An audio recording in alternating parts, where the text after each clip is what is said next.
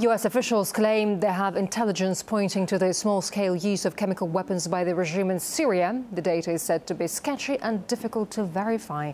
Washington has warned a chemical attack in Syria could spark a US intervention, and some lawmakers now say the red line has been crossed. But as RT's Marina Portner reports, the drumming up of war rhetoric is reminiscent of a previous invasion. U.S. Defense Secretary Chuck Hagel said that the White House has informed members of Congress that intelligence officials believe with some degree of varying confidence that Syrian President Bashar al-Assad's government has used chemical weapons against members of the opposition, specifically sarin gas. Hagel didn't provide any specific facts on when or where the alleged weapons were used, and it is not even clear what the phrase "with some degree of varying confidence" even means. Does that mean that one intelligence official is confident that this has taken place and one is not confident? Clearly that language is either convoluted or a bit confusing. Now, Secretary Hagel said that Assad's use of chemical weapons violates every convention of warfare. But what's interesting is that on Tuesday, Israel's intelligence officials claimed that the Syrian government had used lethal chemical weapons against rebels, and at that time, Secretary Hagel expressed his doubts about those findings. Now, the U.S. is currently pressing for the United Nations to conduct a comprehensive investigation into allegations of Damascus's use of chemical weapons.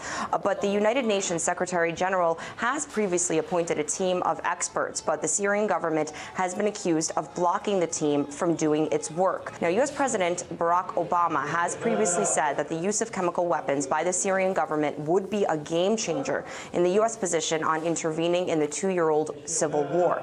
In a letter sent to two U.S. senators, a White House legal official did write that the assessment of likely chemical weapons use in Syria will not automatically trigger action, including military intervention. But the official also referred to bad intelligence about weapons of mass destruction in Iraq that led to the invasion, the U.S. invasion of that country. In that case, the intelligence was proved wrong. Everybody can remember just a decade ago when Colin Powell sat in the chambers of the United Nations Security Council shaking a vial to try to convince the international community to go along with America's invasion into Iraq. And clearly, his claims of Iraq having weapons of mass destruction were proven wrong. But nonetheless, U.S. senators like John McCain are already calling for action. McCain has said that if the U.S. now declines to intervene in Syria, it would send the wrong message to other adversaries in the region. According to some experts, what is proving positive or factual here is that the current accusations against the Syrian government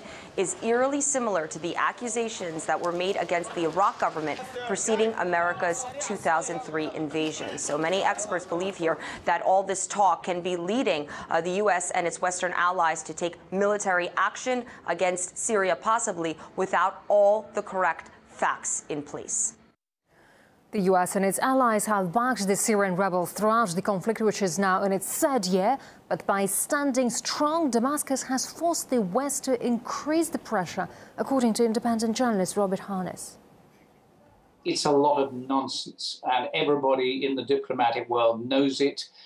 But it is intended to create an atmosphere where America and its Western satellite allies can begin to be more aggressive in their assistance to the rebels or terrorists or whatever you want to call them in Syria. Because the reality at the moment is that the Syrian army is doing rather well and the rebels are doing rather badly, despite the thousands of tons of arms that the West and their Gulf allies have imported into Syria. I think John Kerry said we must look at ways of putting pressure on Bashar al-Assad.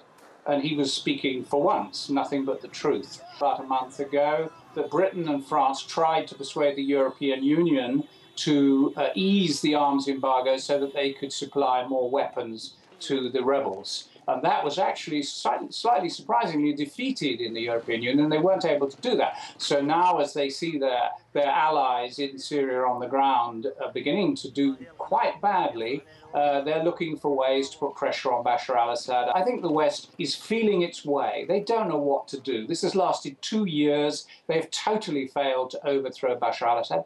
And to a large extent, they failed to discredit him as well.